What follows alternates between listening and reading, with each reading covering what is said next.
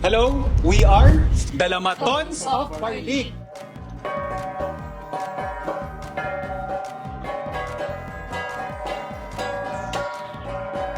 Hi everyone! Kami po ang mga descendants ng proud Lamatons, Igorots po ng Barlig Mountain Province.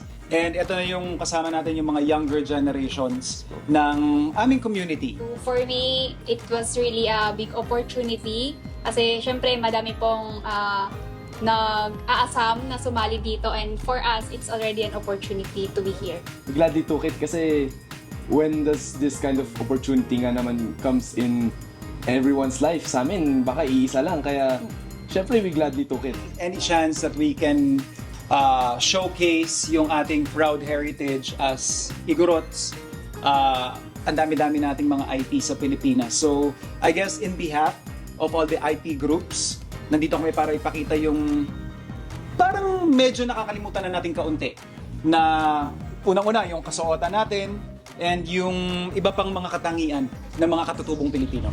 So for general term po kasi for the Igorot culture, it is commonly known as bahag.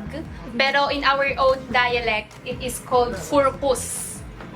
And sa amin po, it is also commonly known as tapis, but in our dialect, it is called lauy.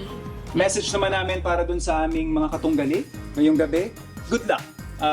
We are all in the same battle of promoting our culture, our identity, of course. So, yun pa lang, I'm sure panalo na tayong lahat. But of course, we'll make this as fun as possible. Sana kayo din.